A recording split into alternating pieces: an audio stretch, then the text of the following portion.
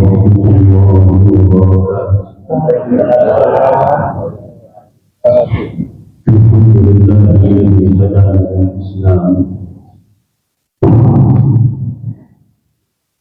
وفضلنا به على جميع الناس.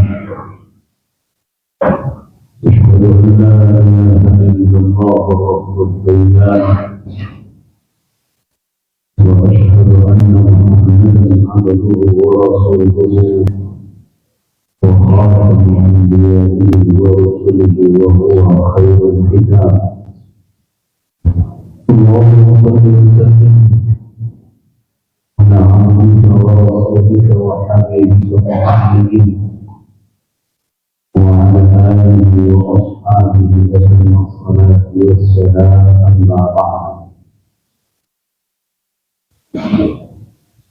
عباد الله،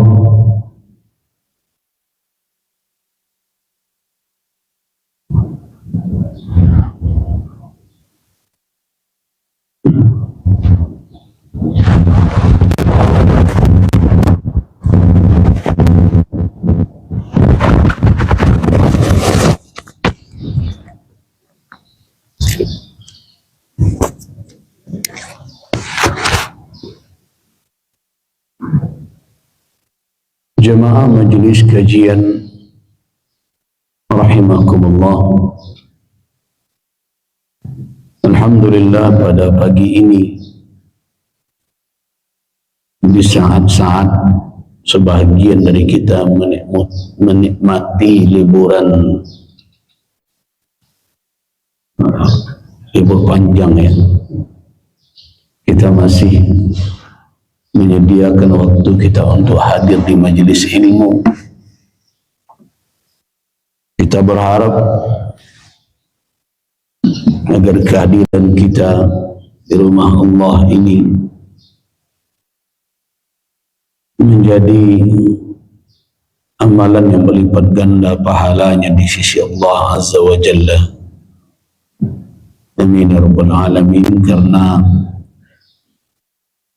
imbalan yang diberikan oleh Allah Subhanahu wa Ta'ala itu biasanya sebanding dengan pengorbanan yang kita berikan. Jadi kalau kita sejenak menyisihkan waktu liburan yang menggoda untuk hadir di majelis ilmu, ya kita berharap imbalan pahalanya juga berlipat ganda. Amin ya Rabbal Alamin.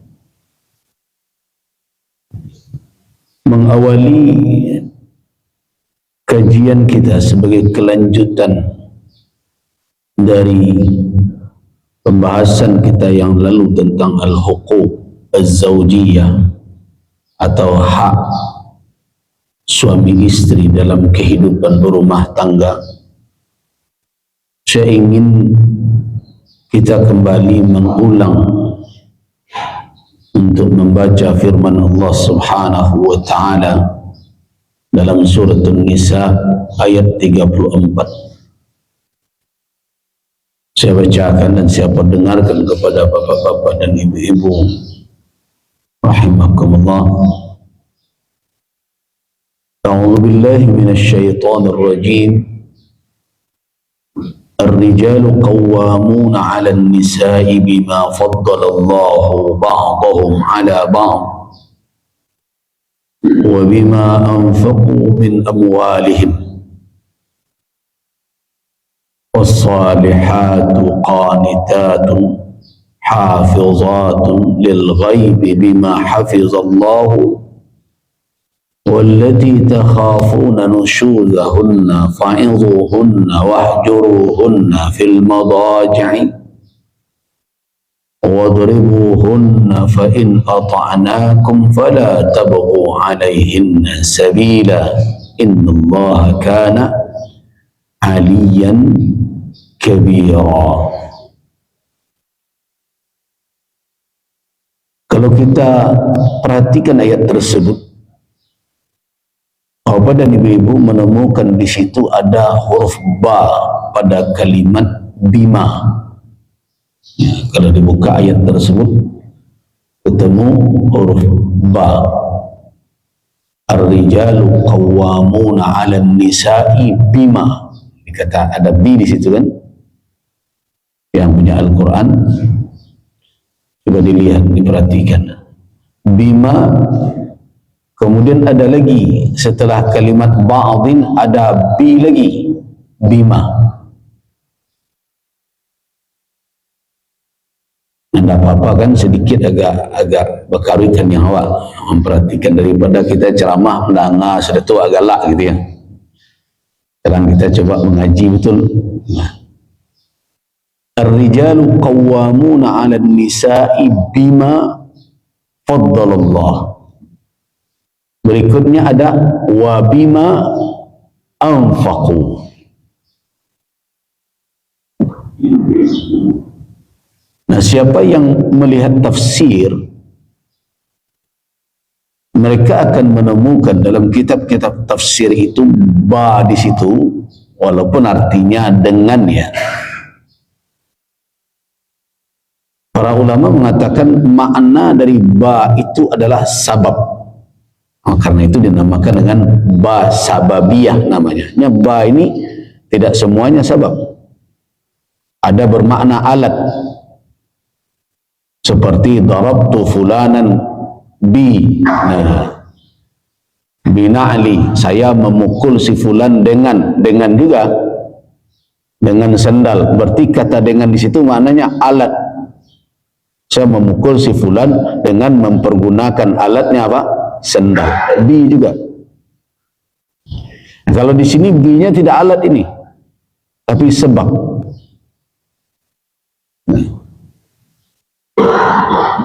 Nah, kalau kita turunkan atau lanjutkan memahami ayat tersebut dengan kata seperti itu, laki-laki itu qawwamun. Qawwamun kita sudah pernah jelaskan makna qiwamah di sini. Makna qiwamah itu bukan diktator ya, bukan penguasa mutlak tanpa batas, tapi maknanya adalah qaim ala, penanggung jawab yang memiliki tugas. Yang pertama adalah memberikan nafkah, yang kedua melakukan riayah wa himayah, dan yang ketiga melakukan apa? Tarbiyah. Minimal 3. Di bapak-bapak ini, jadi kalau kita kan ambunan penanggung jawab keluarga, kalau bahasa kita kan kepala keluarga. Nah, setidaknya ada 3 tugas mendasar itu. Nah, tugas ini nanti menjadi hak. Jadi kalau awak mengaku jadi ketua, agihkan hak anggota. Kalau enggak tuh ketua lapau namanya tuh. Kalau ketua lapau kan iyo, enggak tentu anggotanya, itu ketua sadonya. Kalau orang berdua lapau, orang tua lama tuh, ketua, ayo, saya ketua sadonya tuh. Dari juang pelanta ketua. Tapi kalau ini ketika dikatakan qawwam, qaim ala, jadi qawwamun, nah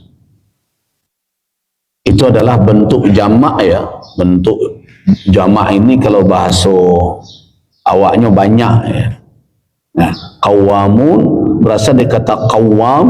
Qawwam itu di dalam bahasa Arabnya disebut dengan mubalaghah, bersangatan. Jadi sangat bertanggung jawab ini ya.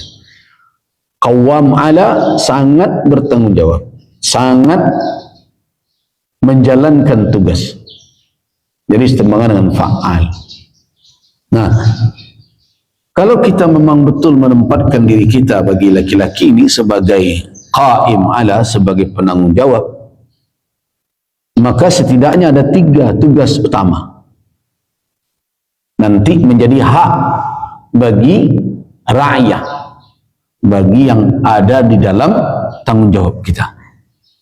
Yang pertama adalah an-nafaqah. Yang kedua adalah riayah wa himayah, menjaga, melindungi. Bukan urusan dunia saja, termasuk menjaganya dari neraka jahanam. Itu makanya kalau sering mendengar, hai anak-anak wanita, wahai para istri, kalau anda semua berani membukakan aurat, berbuat kemaksiatan, mempertontonkan kepada orang yang tidak halal memandang aurat, jangan dikira anda bersenang-senang tetapi orang lain bisa bebas dengan apa yang Anda lakukan. Tidak, di belakang Anda ada laki-laki yang akan teraniaya karena perbuatan Anda itu. Siapa itu? Orang tua Anda dan suami Anda sendiri. Nah, dari mana itu kesimpulan-kesimpulan itu? Karena laki-laki qawwam, penanggung jawab. Nah, karena itu 3 tanggung jawab utama itu Bapak-bapak perlu digarisbawahi, di highlight kata orang sekarang. Yang pertama adalah kewajiban nafkah, yang kedua ar-riayah wal himayah, menjaga dan memelihara dari segala yang akan memudaratkan di dunia dan di akhirat. Makanya kalau pernah kita mendengar hadis seorang laki-laki yang disebut dayyus. Nah, dayyus itu dal ya waw ta, bukan sin ya. Dayyus itu adalah yang diancam oleh Nabi sallallahu alaihi wasallam tidak akan masuk surga. Kalau kita baca hadis yang diriwayatkan oleh Al-Imam Al-Munziri di dalam kitab At-Targhib wa At-Tarhib dari Ammar bin Yasir, dan juga ada dalam kitab Al-Imam Al-Baihaqi. Apa kata Nabi? Salasatun la yadkhuluna al-jannata abada. Ada 3 orang tidak akan pernah selama-lamanya masuk surga. Coba bayangkan, pakai abada. Yang pertama adalah ad-dayyus, yang kedua ar-rajilah minan nisa, dan yang ketiga adalah mudminul khamri, narkoba, pencandu minuman atau hal yang termasuk golongan khamar. Narkoba itu masuk kategori khamar. Kenapa narkoba termasuk kategori khamar? Yang selama ini kita tahu khamar itu tua, minuman keras, kan begitu? Sebagian ulama mengatakan maknanya tidak terbatas kepada tua saja, karena kata khamar berasal dari kata khamrun, itu artinya yang menutup. Ma yukhamirul aqla, apa saja yang menutup nalar akal sehat, merusaknya, itu khamar. Ma yukhamirul aqla, apa yang merusak peran atau fungsi dari akal, maka itu khamar namanya. Ada 3 di dalam hadis ini. Yang pertama adalah ad-dayyus, yang kedua adalah ar-rajilah minan nisa, jadi wanita-wanita yang kelaki-lakian. Nah, kemudian berikutnya wa mudminul khamri, dan yang menjadi pencandu khamar dan narkoba. Nah, kemudian ketika itu ada pertanyaan dari sahabat. Ada 2 yang mereka pertanyakan. Amma mudminul khamri faqad arafna. Itu pertanyaan sahabat. Kalau pencandu khamar, qad arafnahu, kami sudah tahu ya Rasul. Famad dayyus, dayyus itu apa? Nah, dayyus itu, faqal, kata Nabi, alladhi la yubali, itu orang yang tidak peduli saja man dakhala ala ahli, siapa saja mau masuk ke dalam rumahnya, mau mahram, tidak mahram, mau membawa kemaksiatan, pokoknya pintunya terbuka terus untuk hal tidak jelas, haramkah, halalkah, tidak jelas. Orang yang tidak peduli dengan kehormatan rumah tangganya, itu dayus namanya.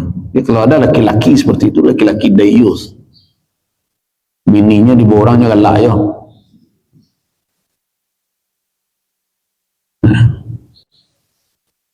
Makanya rumit juga ya, apalagi punya istri pegawai jadi sekretaris bos. Aku rumitnya tuh, minta izinnya ke lakinya, awak besok pai jo bos dah, sama pai ayo awak mendampinginya, masa berdua sen. Nah, tu kecek laki tadi karena menganggap diri modern dan gaul, tak ada berhari kan, tak lama tak 3 hari saja dah pailah, itu andi jadi jantan. Dua saja pai. The youth namanya. Nah, karena itu Islam tidak mengurung wanita. Kita sudah jelaskan kan pertemuan yang lalu. Islam tidak mengurung wanita di rumah, itu pendapat yang kuat. Karena faktanya di masa Nabi SAW, para wanita hadir di tengah masyarakat, hadir di medan perang, ya kan? Iya, Tudawi, wanita-wanita yang menjadi para medis di medan juang, di medan jihad. Dan itu diperankan oleh bukan wanita-wanita biasa di zaman Nabi, zaujat, para istri Rasul, bahkan putri Nabi, mereka hadir. Begitu juga para wanita dahulu hadir di pasar-pasar, mereka juga ikut berusaha. Bahkan Umar bin Al-Khattab pernah menunjuk kepala pasar itu seorang perempuan, Asyifa, yang mengontrol apa? Proses jual beli, supaya jangan ada di dalamnya gharar, tipu menipu, mencuri timbangan, yang menyelesaikan pertikaian. Karena dahulu pertikaian-pertikaian di pasar itu diselesaikan dengan ketentuan syariat Islam di tempat. Kalau ada pengaduan, tidak ditunggu dulu proses, datang pengacara dulu dan berbagai macam. Hari ini kalau ada masalah di dalam kehidupan awak, nan hak alun dapet lai, nan biaya lah lebih dari hak nan kari ambil tadi. Sehingga banyak orang kini kalau bermasalah yang saya begitu, kadang lo rugi pada labuhnya.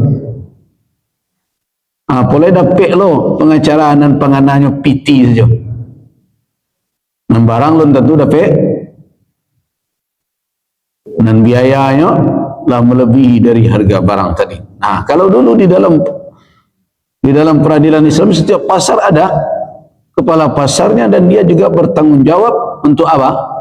Untuk menyelesaikan masalah-masalah pertikaian harian itu dengan ketentuan syariat. Nah, begitu Islam menjamin keadilan di tengah kehidupan masyarakat.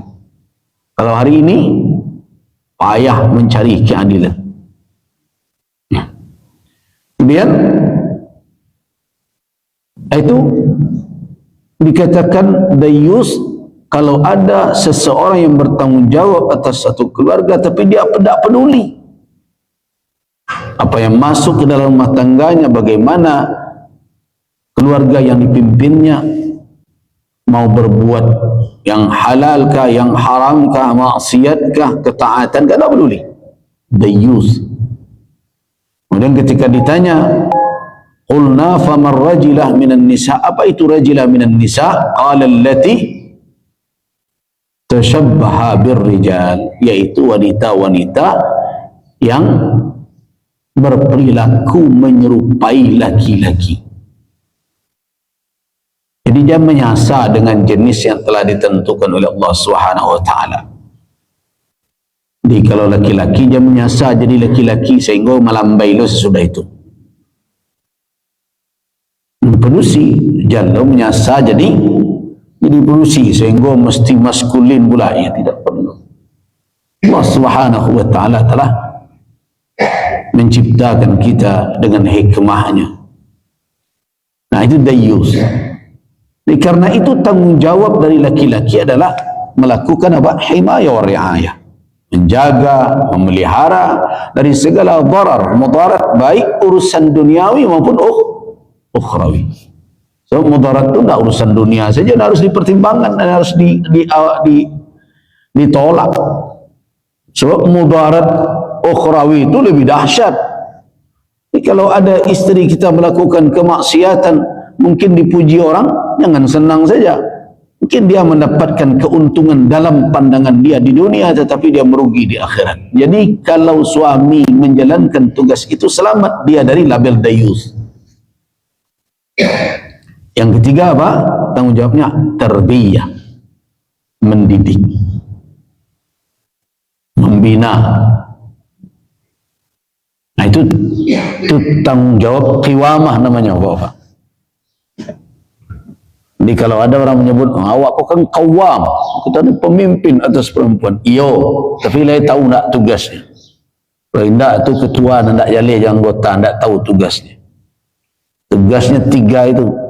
Nah, karena itu kepemimpinan di dalam Islam itu bukan prestise. Nah, di sini banyak orang keliru memahami kedudukan di dalam kehidupan sosial. Islam tidak pernah menempatkan kepemimpinan dalam strata apapun, di dalam ranah apapun sebagai prestise. Nah, orang hari ini menganggap itu adalah posisi yang prestisius, yang menjadi kebanggaan. Wah, mau ketua itu. Kenapa? Karena awak nak membuat protokolernya rumi, ikonya apa iko, kalau tiba apa iko, awak tagak bersama, kalau tiba apa iko, cium tangannya, kalau tiba apa iko, lah itu nak membuat rumi. Padahal di dalam syariat tidak ada sampai ke sana diatur, sehingga bergeserlah makna kepemimpinan dari mas'uliyah, dari tanggung jawab yang berat kepada apa? Prestisiah, ya, prestisius, kebanggaan. Nah, sehingga kalau orang carilah abo, kalau dalam organisasi umat Islam abo sadi mencari. Kenapa? Kalau lah tiba musyawarah menunjuk pemimpin tu heboh tu. Sado nak duduk. Nah, sado nak duduk, nandak duduk, minta didudukkan pakai WA, bawa lambun. Mengalah kau. Tapi sesudah selesai musyawarah pemilihan pemimpin itu, anda mencogoknya serang-serang. Iko enggak, ambo bukan mengkritisi, mengandai-andai, itu pengalaman ya. Sama saja semua. Mau lembaga keulamaan juga begitu, di ormas yang berlabel Islam juga sebagian begitu. Itulah kondisinya. Nah, ketika kau menyusun pengurus, sadonya nak satu, tiba kau kerajo. Nah, tapi jadi salah pula mereka. Awak masyarakat pun serupa itu, memperlakukan pemimpin balabih-labian bana. Biasa saja, bahkan awak mencari pemimpin termasuk ke dirimu sendiri, bos sebenarnya. Baralah kata nyai menyusuk di akhirat.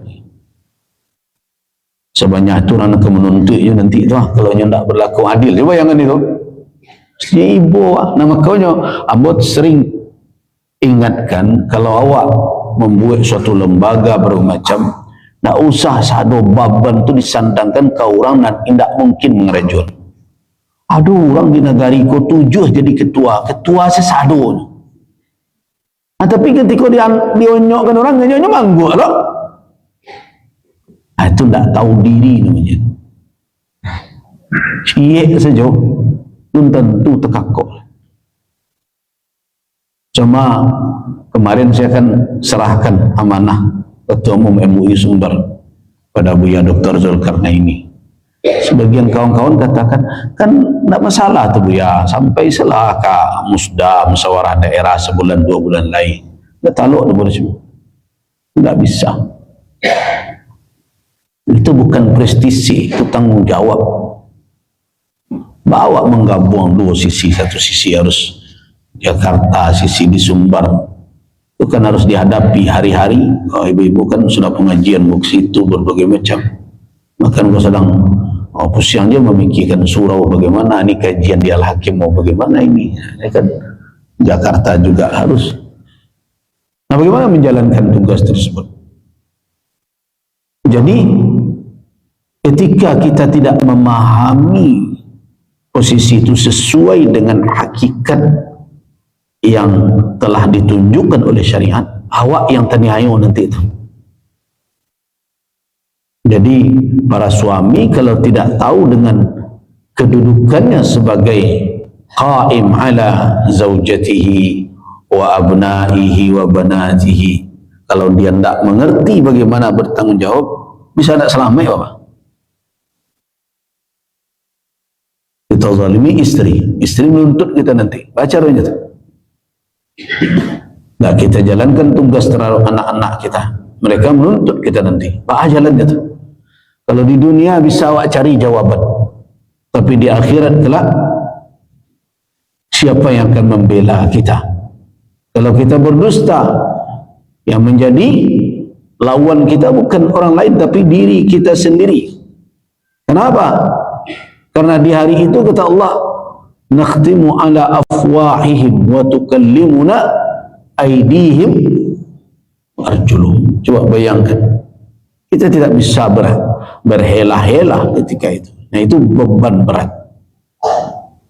Jadi karena itu tugas qiwamah itu setidaknya minimal ada di dalam tiga tugas utama tadi, yaitu nafkah sesuai dengan kemampuannya, dan yang ma'ruf. Yang kedua adalah himayah wa riayah, menjaga dan memelihara mereka dari segala mudarat yang akan memudaratkan mereka dunia dan akhirat. Dan yang ketiga apa?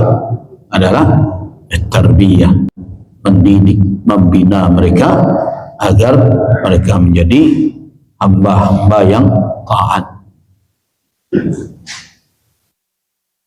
Nah, kembali kita ke ayat tadi.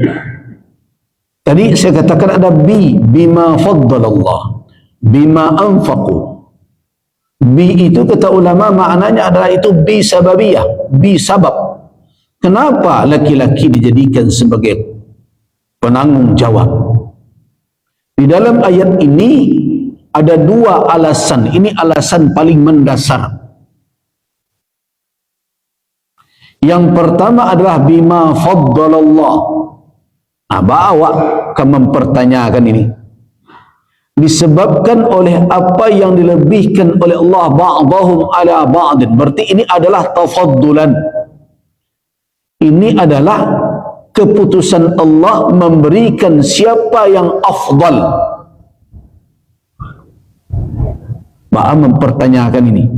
Kalau Allah yang menciptakan manusia, yang menyatakan ini saya utamakan yang ini dibandingkan yang ini,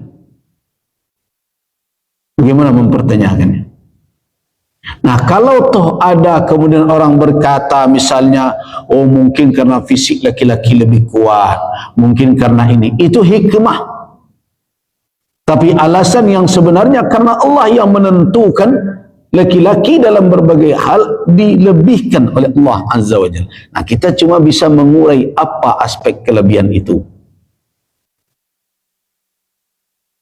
So, kenapa demikian? Karena kata fadlun, apa beda fadlun dengan jaza, ajrun? Kita sering nyebut pahala ya. Pahala itu kata ajrun minallah. Itu bermakna apa? Bermakna imbalan dari suatu jasa yang diberikan. Itu karena itu kata upah dalam bahasa kita itu di sini disebut bahasa Arab ujrah namanya. Ujrah, upah. Upah itu didapat kalau awak memberikan jasa, kan begitu? Itu upah tuh konsep upah model itu. Ada kerajaan dan di kerajaan setelah itu diberi imbalan. Imbalan itu disebut apa? Upah. Nah, kata ajr, pahala pun dikatakan itu seirama dengan itu. Jadi pahala yang diberikan oleh Allah Subhanahu wa taala tidak akan dikurangi oleh Allah sesuai dengan kontrak nala dibuat oleh Allah jawab. Ingat itu. Jadi kalau ada orang beramal dijanjikan oleh Allah amalannya segini, misalnya membaca Al-Quran. Membaca Al-Quranul Karim, satu huruf berapa? 10. Itu dibuat oleh Allah kontraknya tu. Ada orang nak namun nerima kontrak tu, padahal kebodohnya tu. Kalau dia terima itu satu huruf saja dapat 10. Kalau memang itu dilakukan, apakah akan dikurangi oleh Allah? Tidak. Nah, karena itu coba baca surah Al-Hujurat. Nah, dalam surah Al-Hujurat Allah Subhanahu wa taala mengatakan, perhatikan, aqalatil a'rab, orang-orang Arab Badui berkata, amanna, kami beriman. Sudah? Ayat 14 itu.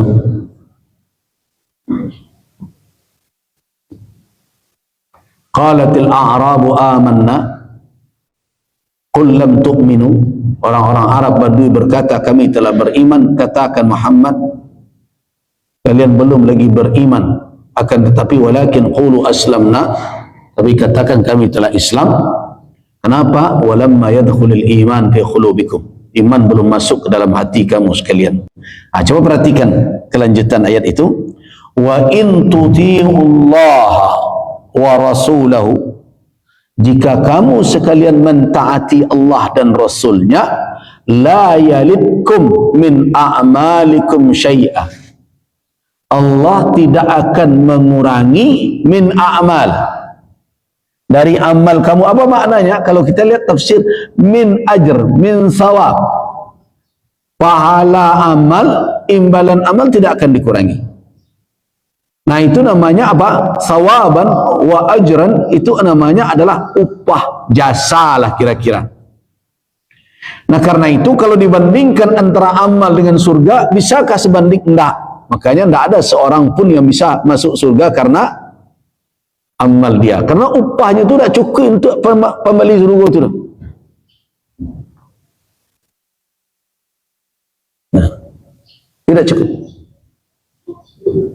Itu teori upah.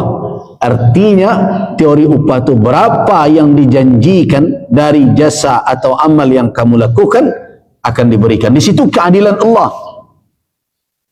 Mau laki-laki, mau perempuan, selama menjalankan lah sesuai je tuntunan, dapat imbalan yang dijanjikan.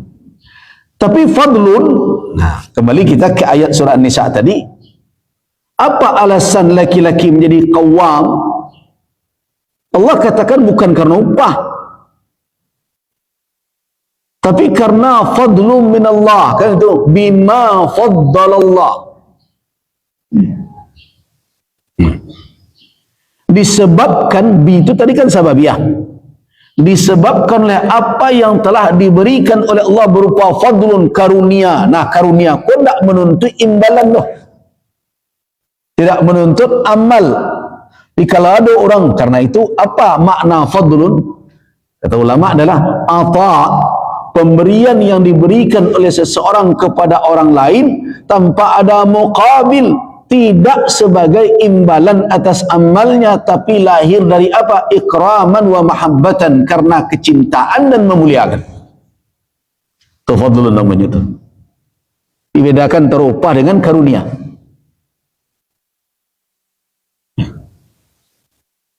Jadi kalau fadlun, karunia itu apa maknanya? Seseorang, jadinya Allah memberikan karunia. Karunia itu diberikan oleh Allah bukan karena amal orang itu. Kalau amal orang itu beramal kemudian diberi balasan, itu namanya pahala, thawab, ajar.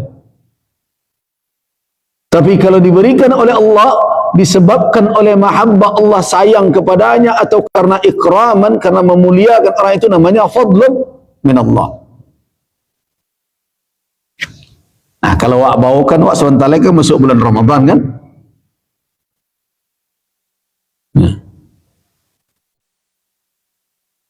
Kalau kita bicara bulan Ramadan, kita senang biasanya. Sebentar lagi kita akan mendapatkan imbalan pahala berlipat ganda. Tetapi ingat, bukan imbalan pahala sebenarnya yang sangat patut kita senangi, tapi karunia. Nah, makanya apa alasan kita bergembira? Coba perhatikan surah Yunus.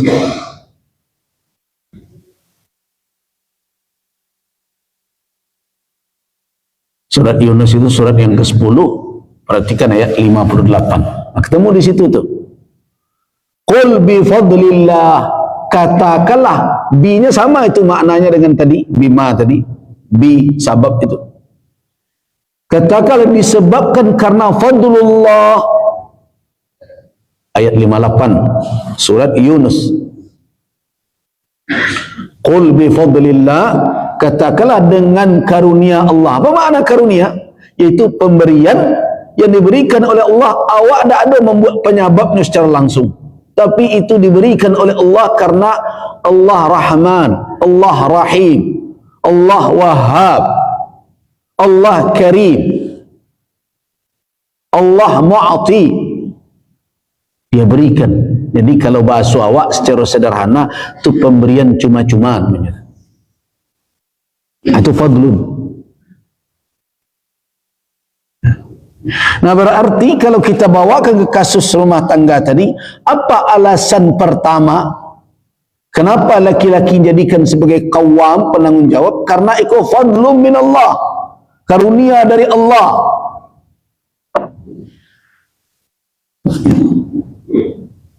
Allah memang melebihkan.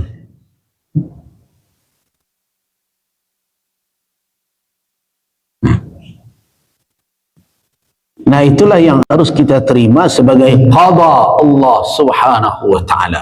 Tak usah digugat itu.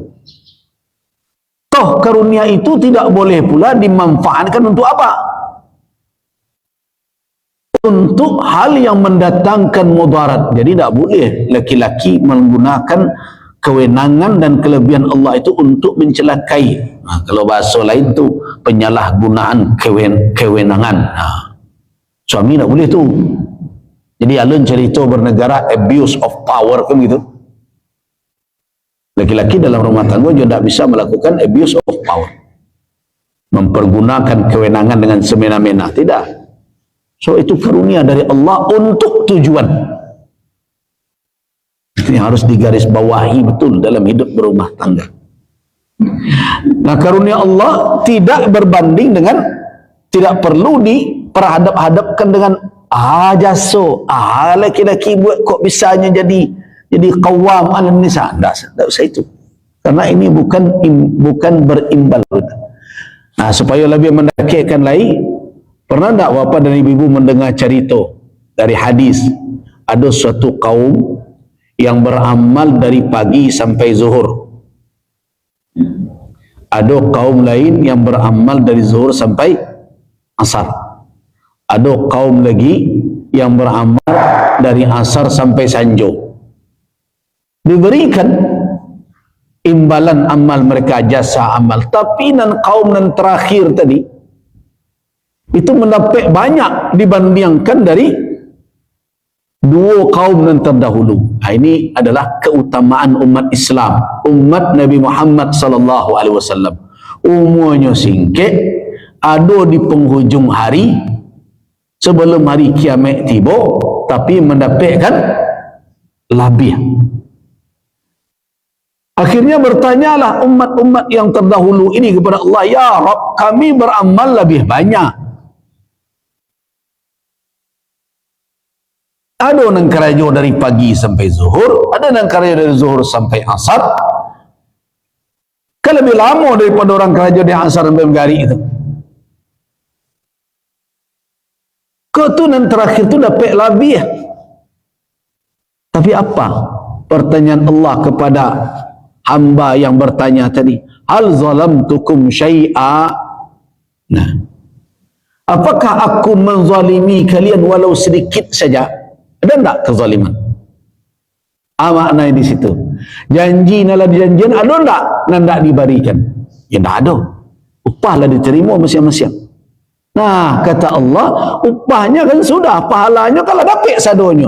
Nan lebih nan diterima dan terakhir itu adalah tafaddulan fadlan. Itu nan karunia utihi man asya. Aku berikan kepada siapa yang aku kehendaki, kata Allah. Siapa orang beragi jadi pertanyaan lo. Ini nan punya.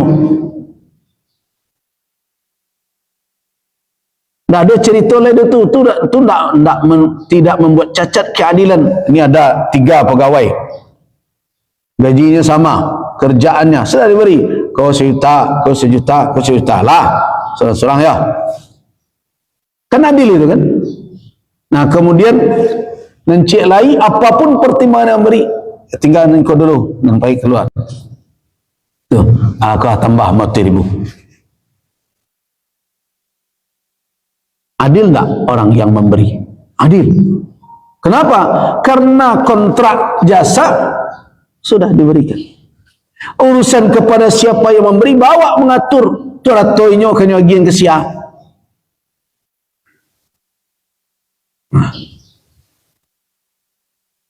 Nah itu dikatakan fadlun. Jadi kenapa laki-laki diberikan amanah sebagai penanggung jawab? Bima fadlallah. Sebabnya adalah apa yang diberikan oleh Allah berupa fadlun, karunia. Nah karunia tadi sudah kita jelaskan. Alasan yang kedua, wa bima anfaqu. Disebabkan tanggung jawab yang dibebankan ke pundak mereka untuk menafkahi. Nah, cuma aku harus dirano-rano, kalau ndaknya jalan nafkah bisa aja nak jadi pemimpin rumah tangga. Itu pertanyaan besar itu.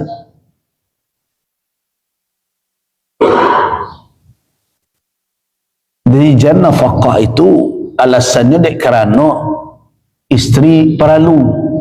Sebab kalau tak perlu nyo tinggi lo pun kayak bini pada awak lah, itu tak jalan nafkah tu. Ya tidak bisa.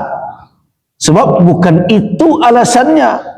Nafkah itu adalah tanggung jawab yang dibebankan oleh Allah di pundak ar-rijal.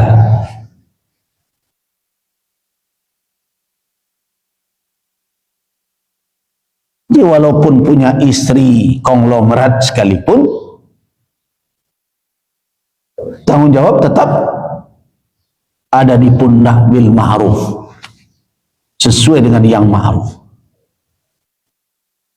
Kecuali nanti kalau misalnya wanita anda usaha dah boleh doa itu tersalahnya lalu itu.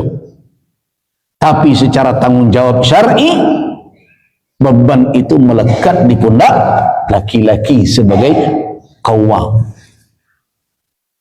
Yang harus difahami itu. Nah itu tidak bisa diintervensi oleh apa? Oleh adat, tradisi. Nah, adat dan tradisi datang sesudah itu tuh. Kalau dia menggugurkan kewajiban tidak bisa. Nah, so tanggung jawab ini bukan tanggung jawab karena adat. Ini tanggung jawab syar'i. Karena saya melihat ada sebagian laki-laki ya tahawan, memandang enteng tanggung jawab itu. Dia game dan jawab itu nya berdakwah. Itu dah urusan, itu urusan lain tuh. Nya kepala dinas. Ambo dinas kepala saja gitu. Ya caranya, tidak bisa itu jadi alasan karena itu bukan tanggung jawab yang seperti itu. Ini tanggung jawab syar'i. Nah kecuali nanti kalau ada yang perlu diingat tentu bil ma'ruf, sesuai dengan yang ma'ruf, tentu diukur kemampuannya berbagai macam, tapi secara asal tanggungjawab itu diletakkan oleh syariat. Allah Subhanahu wa taala yang meletakkan beban itu. Nah, alasan itulah kan bi yang kedua itu wa bima anfaqu, alasan itulah yang membuat laki-laki tadi menjadi qawwam. Ar-rijalu qawwamuna 'alan nisa'i bima faddalallah wa bima anfaqu. Jadi ada dua alasan.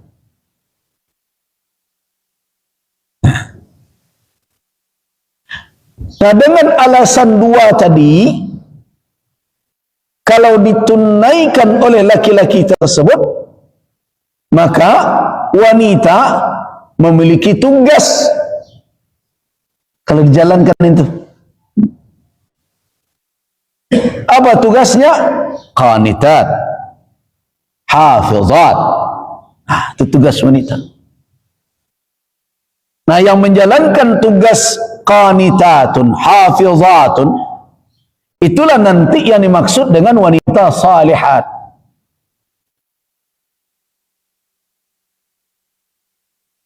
Jadi diperhadapkan oleh Allah Subhanahu wa taala.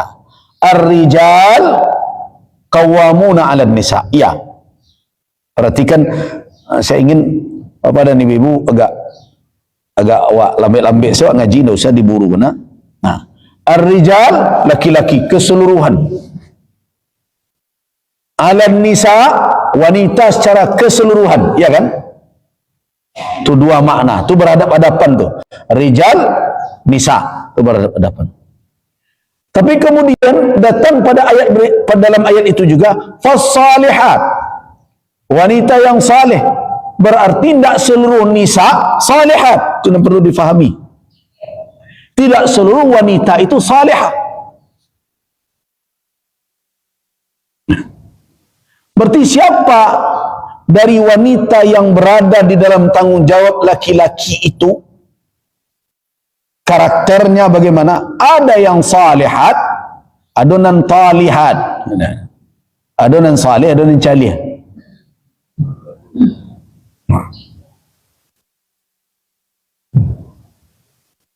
Jadi sudah ada isyarat ketika Allah katakan laki-laki itu penanggung jawab atas semua wanita. Jadi siapa saja kalau sudah ada ikatan tertentu itu tanggung jawab. Tetapi yang dibertanggungjawabkan itu belum tentu semuanya saleh. Maka di sini ada petunjuk. Kalau laki-laki tadi telah menjalankan tugasnya sebagai qawwam, disebabkan karena ada fadlun minallah kepadanya, yang kedua karena tugasnya memberikan nafkah telah dia jalankan, ada tugas wanita yang tidak semuanya bisa menjalankan ini, tidak semuanya, tapi yang dipuji oleh Allah wanita yang salihah, yaitu dari wanita yang banyak tadi itu ada di antara mereka yang salihat yang berada di bawah kepemimpinan laki-laki. Apa karakter mereka? Qanitatun hafizah.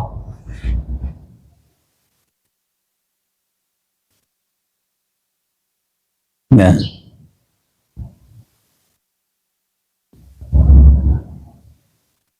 jadi kalau orang bertanya, jadilah istri solehah, kira-kira apa makna istri solehah?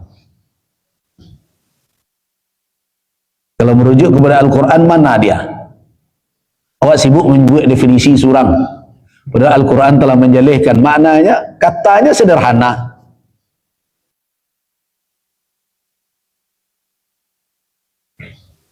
Sebenarnya awak lari ke mana-mana, padahal Al-Quran awak lengkap menjelaskan. Jadilah wanita saleh. Awak buat surang definisinya, awak buat karakternya sendiri. Padahal Al-Quran telah menjelaskan fas-salihat, wanita-wanita yang saleh. Wanita yang saleh itu bahagian dari an-nisa dan di atas. Jadi kan ada ayat qawwamuna 'alan nisa. An-nisa salihat itu masuk nisa enggak? Jaleh masuk. Tapi seluruh nisa salihat enggak? Enggak. Yang salihat jaleh perempuan. Kalau laki-laki salih maksudnya. Jadi as-salihat bagian dari wanita jelas, tapi tidak semua wanita salihat. Nah, siapa yang saleh dari wanita-wanita yang di dalam tanggungjawab pria laki-laki tersebut? Diberikan oleh Allah Subhanahu wa taala dua. Kan tak rumit sebenarnya kalau memahami itu.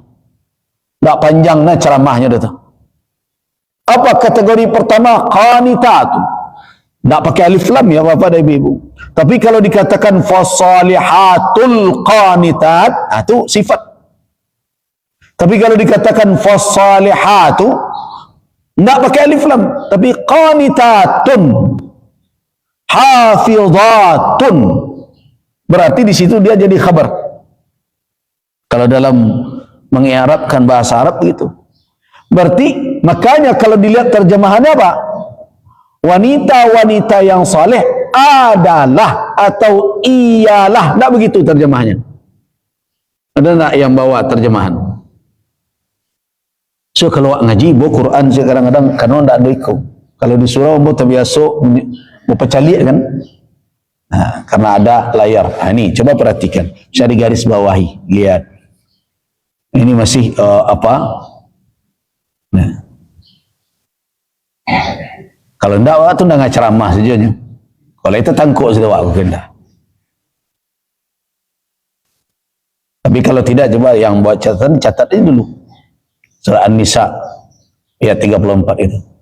Fasalihat, wanita-wanita yang saleh adalah wanita-wanita yang qanitat. Apa itu qanitat? Qunut bermakna apa? Wukuf, berdiri dengan tunduk. Nah, karena itu sering diterjemahkan dengan tunduk dan taat. Jadi wanita yang salihah itu di dalam penjelasan Al-Quranul Karim, karena yang menentukan awak salih tak salih itu kan tak awak dah. Allah Azza wa Jalla. Kita bisa saja tersalah kalau hanya mengandalkan penglihatan kita. Tidak sedikit orang yang kita pandang salih ternyata calih. Nah. Jadi kata Allah fasalihatu qanitat. Makna qanitat adalah ta'i'ah, khadi'ah. Dia tunduk dan patuh, muti'ah. Jadi kalau awak baca petunjuk Nabi, salah satu doa yang diajarkan oleh Rasul sallallahu alaihi wasallam kepada sahabat ketika ingin mendapatkan istri apa? Allah marzuqni imra'atan salihah. Idza nazartu ilaiha sarratni wa idza amartuha ata'atni wa idza ghibtu anha hafizatni fi nafsiha wa mali. Ya Allah, berikanlah aku karunia rezeki wanita yang salihah. Idza nazartu ilaiha, bila aku melihat kepadanya, menggembirakan, membahagiakan. Yang kedua apa? Idza amartuha, apabila aku suruh dia, aku perintahkan dia ata'atni, dia patuh kepadaku. Wa idza ghibtu anha, apabila aku tidak berada di sampingnya, tidak berada bersamanya, hafizatni, dia jaga saya, dia jaga kehormatan saya, dia jaga harta yang telah saya titipkan kepadanya, dia jaga anak-anak saya. Itulah dalam doa begitu. Nah, kalau kita bawakan doa ini kan hadis tadi menjelaskan apa yang ada dalam Al-Quran, kan itu peran hadis. Apa peran dan fungsi hadis? Bayan. Sebagai penjelas. Dia berada mendampingi Al-Quranul Karim. Nah, menjelaskan mana yang dijelaskan ini, yang dijelaskan ini fasalihatu qanitatun. Wanita yang saleh itu wanita yang tunduk dan taat. Nah, disinilah ketundukan itu harus difahami oleh para wanita. Ketundukan pertama sebelum kepada suami tentu adalah tunduk kepada, nah itu dulu, tunduk kepada Allah Azza wa Jalla. Sebab tidak ada kepatuhan, ketaatan kepada siapapun kalau dalam taat itu malah mendurhaka kepada Allah. La ta'ata li makhluqin fi ma'siyatillah.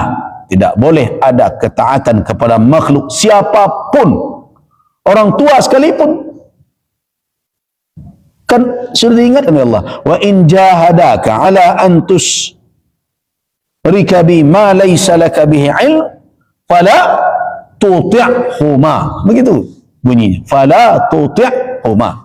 Wa in jahadaka, jika kedua orang tuamu memaksamu untuk mempersekutukanku ma laysa laka bihi ilm, kamu tidak punya ilmu, tidak usah membantah-bantah, tidak, sudahlah, selesai saja keputusan akhirnya. Kalau syirik disuruh, fala tuti'huma, jangan taati keduanya dalam perkara itu.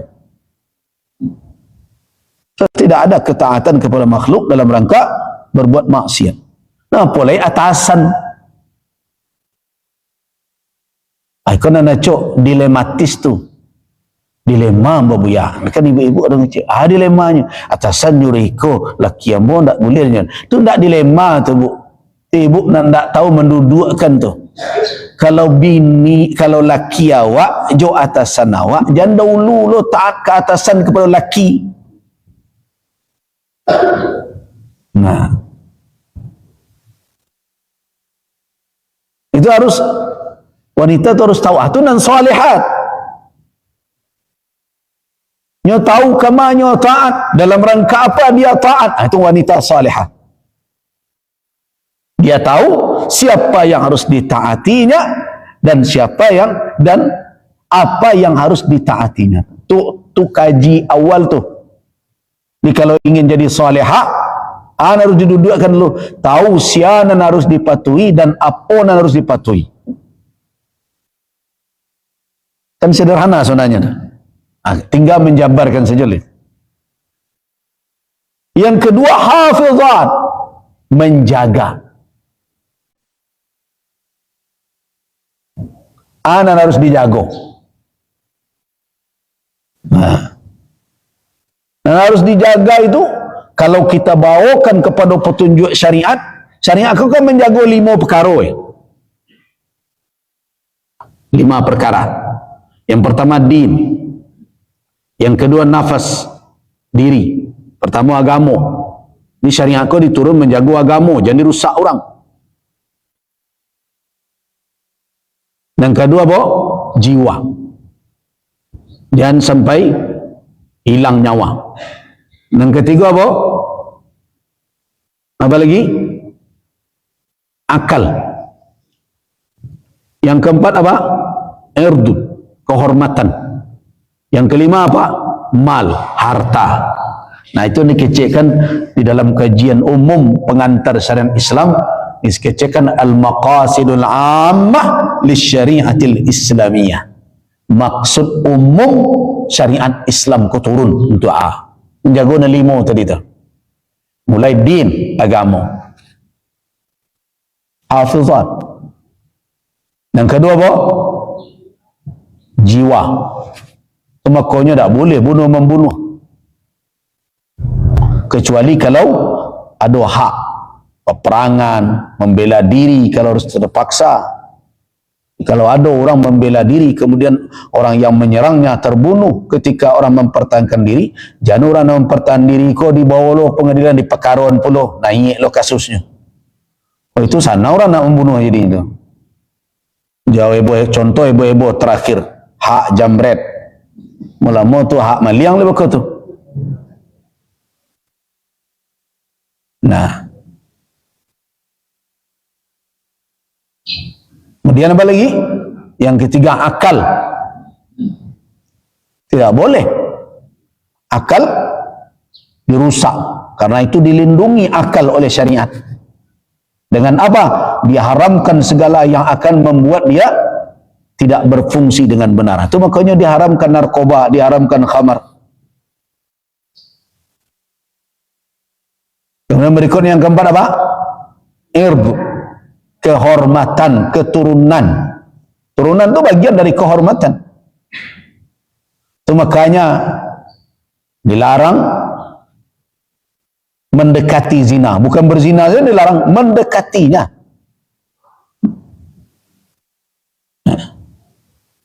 Nah, kita kan dihebohkan lagi dengan viralnya video yang tahun 2020 sekian itu. Tapi viral balik. Ada anak-anak mungkin sekelas SMA, SMP sudah menjual diri. Walaupun sudah beberapa tahun yang lalu video itu. Tapi sekarang diangkat lagi. Ya mungkin maksud mengangkat itu ada baiknya dan ada juga tidak baiknya. Kalau sudah diurus dahulu, ya janganlah. Kalau tujuannya hanya untuk menjelekkan. Apalagi kalau pakai motif-motif lain juga, ini tidak bagus itu. Nah, tapi bagi kita yang mengetahui itu harus jadi pelajaran penting. Mengapa anak-anak gadis kita yang remaja-remaja itu bisa terseret kepada perbuatan menjual diri? Nah, karena apa? Pergaulan kita terlalu membuka pintu, tidak ada batasan, sehingga mereka menghampiri hal-hal yang bersifat perzinaan, akhirnya jatuh kepada persoalan yang seperti itu. Nah, karena itu Islam itu ketika melarang sesuatu, bukan sesuatu itu saja yang dilarang oleh syariat, tapi jalan yang akan mengantarkan orang kepada sesuatu yang haram ditutup. Zina haram, jalan menuju perzinaan diharamkan. Nah, awak acok ndak awas di sikoko. Berpacar-pacaran itu kan jalan menuju perzinaan itu. Tapi awak dibiarkan dengan alasan modern.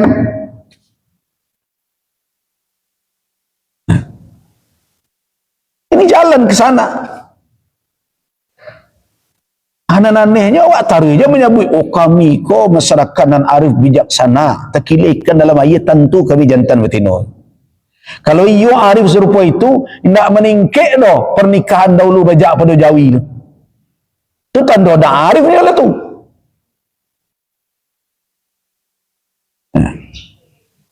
Jadi hafizat, memelihara kehormatan. Dan terakhir, hafizat lil amwal, jadi memelihara harta. Jadi kalau dikatakan hafizatu lil ghaib, nah, yaitu menjaga diri mereka dan menjaga dalam keadaan ghaib di saat suami mereka tidak ada bersama mereka. Apa yang akan mereka jaga? Agama mereka, ketaatan mereka kepada Allah, termasuk juga menjaga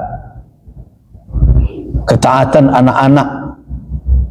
Jadi jadi kecian, itu tanggung jawab apa? Enggak, wanita yang salihah tidak akan mengecekkan, itu hanya tanggung jawab suami saja, mengekkan salat anak, berbagai macam. Hafizat. Ketika suami mencari nafkah, sibuk dengan berbagai urusannya, siapa yang bertanggung jawab dalam hal ini? Jadi kalau kita bicara istri salihah, inilah dia. Hari ini dikerucutkan maknanya, atau orang sering menyebutkan terjadi pengurangan makna dari salihah, seolah-olah kalau dulu lu berjilbab, kini lu berjilbab, Allah jadi istri salihahnya kini nanti lu. Itu iya, baru salah satunya, bukan satu-satunya. Menutup aurat itu dalam rangka menjaga juga itu, menjaga kehormatannya, menjaga kehormatan suaminya. Jelas, qanitat, ketundukannya kepada Allah, kepatuhannya kepada suaminya. Ya, tetapi apakah cukup dengan itu definisi wanita salihah? Tidak. Allah katakan dengan dua, begitulah Al-Quranul Karim. Di sini orang tahu begitu hebatnya Al-Quran. Hanya dengan dua kata itu saja dia sudah selesaikan definisi salihah. Dan awak payah menjalihkannya. Tapi Al-Quran katakan, siapa itu as-salihat? Qanitatun hafizatun lil ghaib. Selesai. Nah, bawa-bawa itu kan tak payah nama apanya. Kama pahi. Siapa wanita salihah? Qanitatun hafizatun lil ghaib.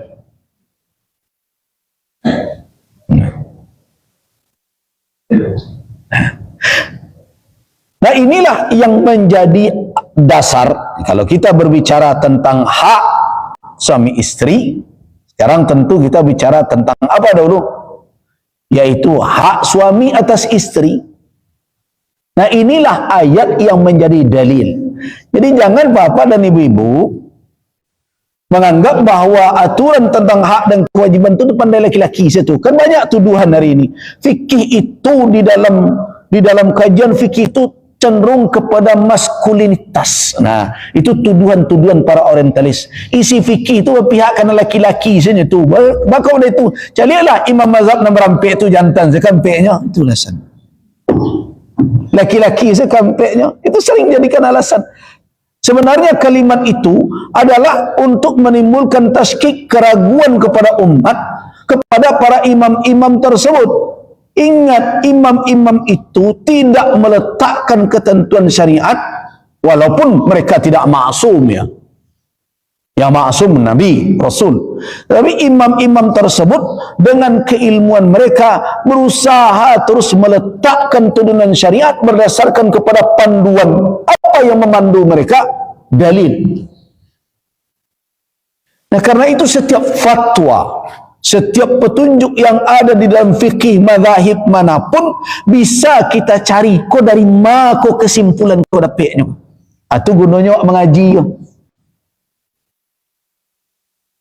Kalau awak mengaji tentu awak ingin tahu kok asalnya dari mana kok ceritanya.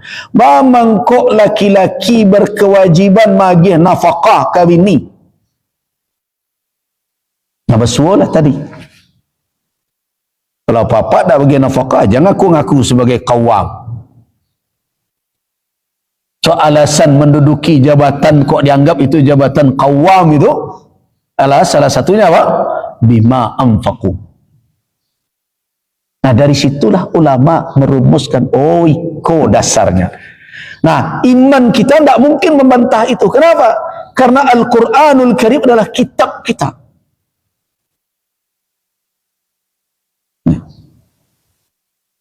Nah, disitulah akhirnya ulama merumuskan apa yang menjadi hak az-zaujah ala zaujiha. Nah, hak suami, hak istri atas suami yang menjadi kewajiban suami. Yang pertama mahar. Jadi sudah kita jelaskan kenapa mahar. Sudah jelaskan wa atun nisa sadaqatihinna. Kemudian berikutnya yang kedua adalah an-nafaqah. Begitu? An-nafaqah. Kenapa nafaqah wajib? Karena itu adalah alasan utama dari dua alasan yang menempatkan laki-laki pada posisi qawwam. Nah, cuma apa saja bentuk nafkah tersebut dan bagaimana mengkadarkan? Aku agak mulai kita kaji perinciannya. Nah, untuk mengkaji tentang nafkah suami kepada istri, setidaknya ada 11 pembahasan. 11 pembahasan kau berapa kali pertemuan nanti kau?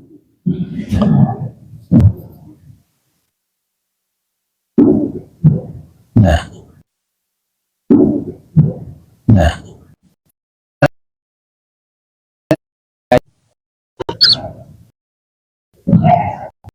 Kita catat kurikulumnya dulu. Yang pertama tentu kita akan bahas dulu apa itu pengertian nafkah, bagaimana hukumnya dan apa sababnya. Tadi kita sudah jelaskan dalilnya. Sababnya sudah kita jelaskan, kita singgung tadi. Sababnya karena apa adalah sebagai qawwam. Nah, di situ kalau paham waktu menikah barang kau menikah apa nak awak terima tu jangan aku terima menikah yang nak apa selesai di situ. Jadi beban pernikahan itu ndak ada pada sebatas lafaz. Kini ndak beban pernikahan tu sibuk dek balik saja situ terangah sekian lama. Ini mereduksi sebenarnya. Ini pembahasan kita pertama nanti. Yang pertama itu adalah apa yang dimaksud dengan nafkah, bagaimana hukumnya dan apa penyebabnya. Itu yang pertama yang akan kita kaji. Yang kedua, bagaimana kalau nafkah itu bersamaan dengan akad, kan akad nikah aku adonan sah, adonan fasidah, adonan rusak, adonan tak terpenuhi syarat. Ini mungkin tak terlalu panjang kita cerita nanti. Apakah perlu juga? Yang ketiga adalah bagaimana nafkah kepada istri yang durhaka. Apakah perlu juga? Wah. Kan ada juga. Patuh indah tapi belanja pantang kurang.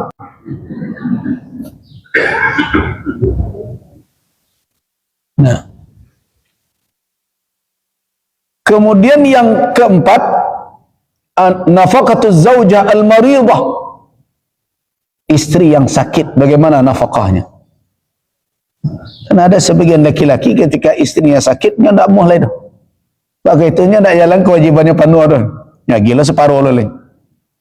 Untuk orang kontrak bisnis jadinya. Banyak orang yang mengabaikan tugas itu. Nah, nanti kita bicarakan. Kemudian berikutnya adalah nafkah istri yang masih kecil. Kan di dalam Islam, bolehkah menikahkan anak kecil? Boleh. Cuma orang tak faham, dianggap ini apa? Ini tak melindungi hak-hak anak ini. Yang tak ngerti, tak mau beraja dengan mendalam, kadang anak ketek dinikahkan, lah tapi seberang. Anak ketek dinikah itu kan bukan digauli dahulu. Ada sebabnya. Kalau yang menikahkan itu bukan bapaknya, itu tidak dibolehkan. Kalau toh bapaknya, ketika dia balik nanti dia boleh memilih akan melanjutkan atau tidak. Jadi orang tidak mengerti dengan syariat Islam, tapi main tuduh ada ketentuan saja. Jadi sangkono anak ketek kalau dinikahkan sembarangan saja, kemudian suruh melakukan tugas suami istri sampai ke urusan diranjang, itu tidak benar, itu tidak ngerti namanya dengan ketentuan syariat. Jadi kalau awak akan mengkritik sesuatu, ketahui dahulu nak akan dikritisi. Jadi menikahkan anak wanita yang kecil, kenapa dibolehkan oleh syariat? Banyak hal faktornya. Tetapi jangan dibayangkan bahwa dia akan menjalankan tugas seperti ibu-ibu ini. Tidak. Dan tidak semua orang boleh datang pamannya menikahkan anak wanita yang kecil. Boleh kan? Tak? Tak, dia tidak punya kekuasaan ijbari. Kemudian apakah dia disuruhkan tidur dengan suami? Tidak. Nah, kalau lah dewasa nanti dia calik. Kok patut tak jadi dambo? Kalau tidak, dia punya hak nanti kalau dia tidak kafaah. Jadi jangan dikatakan itu menyia-nyiakan haknya, tetapi bisa jadi untuk melindunginya. Nah, yang perlu diingat. Nah, tetapi apakah dia sudah berhak mendapatkan nafkah padahal dia belum menjalankan tugas sebagai istri sebagaimana istri yang sudah dewasa? Nah, itu juga dikaji di dalam syarak. Tapi kok pengajian tak usah panjang-panjang mana, karena tak ada orang nikah nak ketek kini lah dilarang di aturan. Tapi di dalam syariat perlu kita ketahui supaya kita tahu bagaimana syariat kita itu mengatur hubungan sosial ini. Kemudian selanjutnya adalah nafkah dalam bentuk pakaian. Nah. Kemudian berikutnya nafkah dalam bentuk menyediakan pelayan. Perlu enggak itu? Oh, jadi urusan ART kok lah diatur dalam syariat Allah. Syariat awakku kan sempurna. Al-yawma akmaltu lakum dinakum. Perlu enggak pelayan? Siapa yang menanggung itu? Kalau ada ibu-ibu nandak namanya diberi sedia pelayan pada suaminya mampu, ya terserah awak. Nanti kita akan bahas juga, termasuk dokter, obat dan sebagainya. Kemudian berikutnya untuk terkait dengan belanja, bagaimana mentakdirkannya, ukurannya berapa? Nah, di sini perlu dikaji sebab kini ada wanita tidak mengerti suaminya pangkatnya kapten tapi minta belanja sama jenderal. Merasai suami tadi.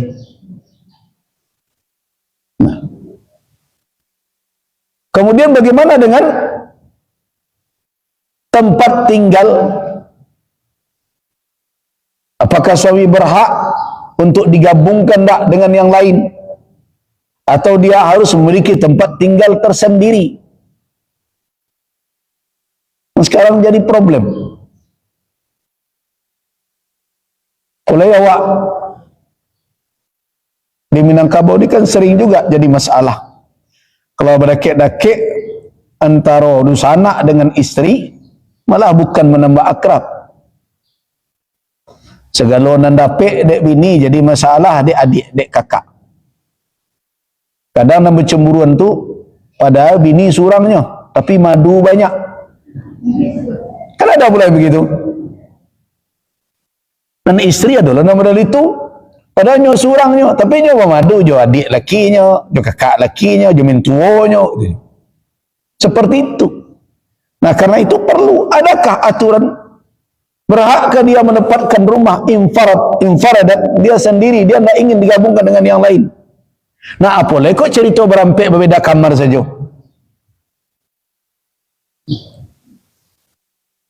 Nah, kemudian berikutnya adalah nafkah al-mu'taddah. Nah, ini dilupakan orang juga. Baru tersabut di pengadilan saja. Nafkah untuk wanita yang ditalak di dalam masa iddah.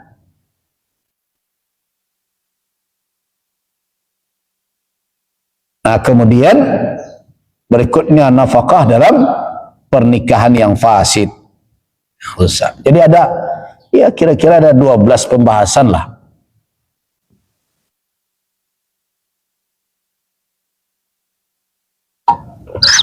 Nah, tetapi secara dalilnya, apakah ini bersandar kepada tuntunan Al-Quran? Iya. Nah, secara umum dulu ambillah itu. Bapak-bapak menjadi qawwam? Iya. Tapi di situ ada 3 tanggung jawab mendasar. Ingin menjadi salihah? Iya.